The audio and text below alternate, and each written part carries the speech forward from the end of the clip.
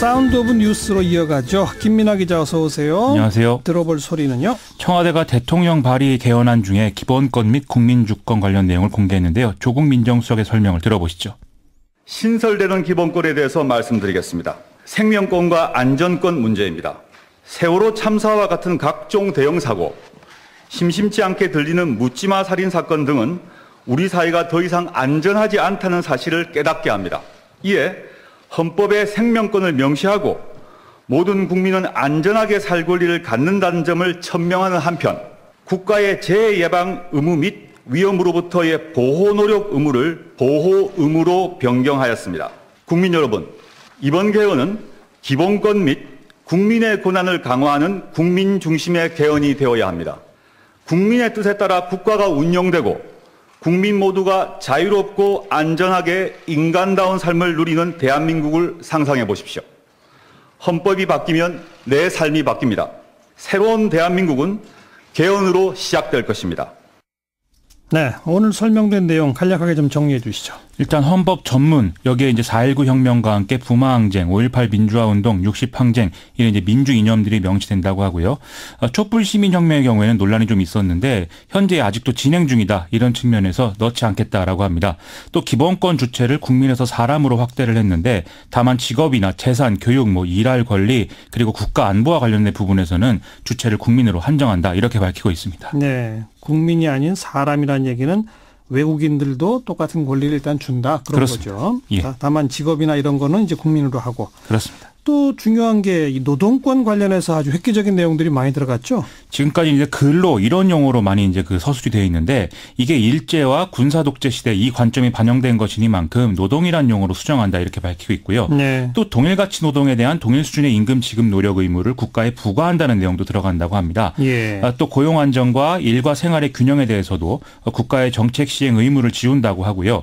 또 공무원에게도 원칙적으로 노동 3권 인정을 적용한다, 이 내용이 있는데 네. 군인 등의 일부 경우에만 예외를 인정한다, 이렇게 들어간다고 하죠. 또 이제 지금 들으신 대로 세월호 참사 등을 교훈 삼아서 헌법에 생명권과 모든 국민이 안전하게 살 권리가 명시한다고 하고 국가의 재해 예방 및 보호 의무를 보다 분명하게 규정한다고 합니다. 네. 그리고 또 사법개혁 문제, 그리고 국회의원을 국민이 소환할 수 있는 이런 것도 들어갔죠. 그렇습니다. 이 검사 영장 청구권 조항은 삭제한다, 이렇게 얘기를 했는데요. 이것은 헌법에 이 관련 내용이 들어갈 필요가 없다는 것이지 현행 형사소송법에 검사의 영장 청구 자체를 부정하는 그런 취지는 아니다, 이렇게 설명을 하고 있고요. 나머지 문제는 이제 법률로 정해야죠. 그렇습니다. 예. 네. 또 국민이 직접 법률안을 발의할 수 있는 국민 발의제와 말씀하신 대로 국회의원을 소환할 수 있는 국민 소환제, 이 두 개는 이제 신설하겠다, 이렇게 밝히고 있는데요. 네. 이 두 가지 제도는 국민 투표제와 함께 대의제를 보완하는 대표적인 이제 직접 민주의적 수단으로 여겨지고 있죠. 대통령 발의 개헌안 내용은 앞으로도 순차적으로 이틀 동안 공개가 되고요. 발의 날짜는 지금 26일로 예정이 되어 있는 상황입니다. 야당들은 지금 강력 반발하고 있잖아요. 그렇습니다. 홍준표 대표가 가죽 잠바를 입었다? 뭐예요? 이게 이제 좀 공포 분위기를 조성하려는 거 아닌가, 이렇게 보이는데요. 오늘 나와서 한 얘기가 대통령 발의안 표결 시에 본회의장에 들어가는 의원은 제명할 것이다, 우린 표결 안 한다, 이렇게 강하게 얘기를 했다는 거죠. 홍문표 사무총장은 오늘 대표가 전투복으로 갈아입었다는 걸 상기해달라면서 좀 맞장구를 치기도 했는데요. 전투복. 그렇죠. 예. 또 법여권, 이렇게 분류가 되는 민주평화당도 국민과 국회와 철저히 소통하고 협의해야 된다면서 좀 청와대에 비판적인 이런 태도를 보였습니다. 다만 이제 비판 수위에 좀 차이가 있는 그런 부분도 있는데요. 민주평화당의 천정배 의원의 경우에는 이 지금 설명한 내용들이 시대적 가치를 잘 담아냈다면서 긍정적인 평가를 했고요. 정의당도 자신들이 주장한 개헌안의 내용과 맞닿아 있다라면서 좀 긍정적으로 얘기를 하고 있습니다. 네. 정말 개헌이 어떻게 될런지 아직은 모르겠습니다. 다음 뉴스요. 이명박 전 대통령 영장실질심사가 22일 오전 10시 반으로 이제 예정이 되어 있는데요. 당일 밤 늦게 또는 다음날 새벽이면 결론이 나올 것으로 예상이 되고 있습니다. 그런데 이명박 전 대통령은 검찰에서 본인 입장을 충분히 밝힌 만큼 법원의 영장실질심사에는 출석하지 않겠다, 이렇게 밝혔다고 하는데요. 아마도 구속을 피할 수 없다, 이런 판단이 있는 상황에서 다시 포토라인에 또 서는 것은 부담스럽다라는 생각을 한 거 아니냐, 이런 해석이 나오고 있습니다. 법원은 이명박 전 대통령의 직접 소명 없이 변호인과 간접 소명 자료 등만으로 영장 발부 여부를 판단하게 됩니다. 법원에 안 가도 되는 겁니까? 법적으로는? 이게 이제 제도의 취지를 감안하면 억지로라도 데려오는 게 맞다 이런 지적도 있긴 한데요. 관행적으로 영장실질심사에 출석을 안 하겠다고 하면 간접소명으로 대체해온 사례가 지금까지도 이제 많이 있었다라고 합니다. 예. 검찰은 구인장을 받아놓은 상태인데 지금 뭐 이명박 전 대통령이 도주를 하겠다 이런 취지가 아닌 것이고 본인의 권리를 포기하겠다는 측면인 만큼 체포를 하진 않겠다 이런 입장을 밝히고 있고요. 근데 그동안에 보면 영장실질심사를 받은 후에 판사가 결정할 때까지 어디 검찰청사거나 아니면은 교도소나 이런 데 가서 대기하잖아요. 그렇습니다. 그건 어떻게 되는 거예요? 그게 이제 또 문제인데요. 일단 이명박 전 대통령이 어디서 대기를 하느냐 이것은 검찰이 지정을 하게 돼 있습니다. 아하. 다만 이제 그 어떤 구치소에 가서 기다리는 게 일반적인 경우긴 한데 지금 전직 대통령이기 때문에 경호 문제도 있고 또 예우 이런 차원의 문제도 있지 않겠습니까? 이걸 다 고려해서 결정을 하겠다고 합니다. 영장실질심사에는 나가지 않더라도 어느 장소인가 대기를 해야 되는 거는 맞는 거로군요. 그렇습니다. 근데 김윤옥 전 여사 관련 의혹도 자꾸 꼬리를 물고 나오네요. 그렇습니다. 뭐 계속 나오는데요.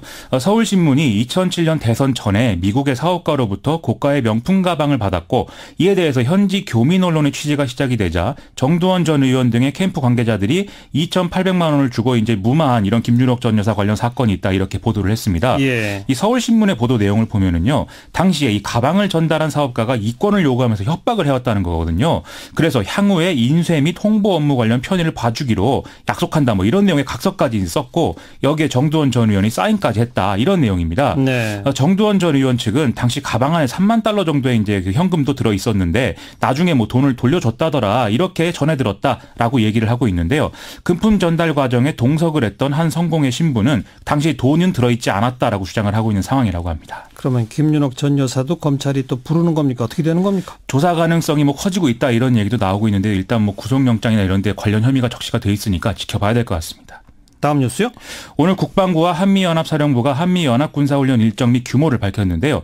독수리 훈련의 경우에는 다음 날 1일부터 한 달가량 실시가 된다고 하고요.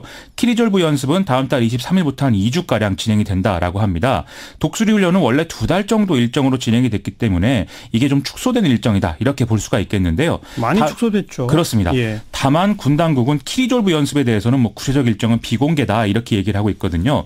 이것에 대해서는 아무래도 남북 정상회담이나 북미 대화 관련 일정이 예상되는 만큼 조심스러운 태도를 취하고 있는 거 아니냐 이런 해석이 나오고 있습니다. 뭐 이렇게 기간이 축소되고 규모도 좀 줄인다는 거죠? 그렇습니다. 예년과 유사한 규모로 진행되는 방어적 성격의 연습이다 이렇게 강조를 하고 있는데요. 또 미국 국방부도 이 연합훈련은 방어에 중점을 둔 훈련이고 북한이 뭐 도발로 볼 그런 이유는 없다 이렇게 또 강조를 하는 그런 상황입니다. 그렇다면 북한의 중요 시설이나 전략무기 시설을 정밀 타격하는 뭐 이런 내용의 계획은 없을 것으로 이제 그렇게 추정이 좀 되고요. 또 핵추진 항공모함이나 전략폭격기 등의 전략무기도 뭐 공개적으로 등장한다든지 이런 상황은 아닐 것으로 예상이 일단 되고 있습니다. 예. 여기에 대응해서 북한이 뭐 군사 도발을 선택한다거나 그런 경우의 수가 나오지 않는다면 일단 대화 분위기를 이어가는 데는 큰 문제가 없을 것이다. 이런 해석입니다. 뭐 김정은도 한미 훈련 양해한다고 다 했으니까 그렇습니다. 또 이렇게 좀 축소하는 성의를 보여주면 잘 되겠죠. 뭐. 그렇습니다. 수고하셨어요. 고맙습니다. 김민아 기자였습니다.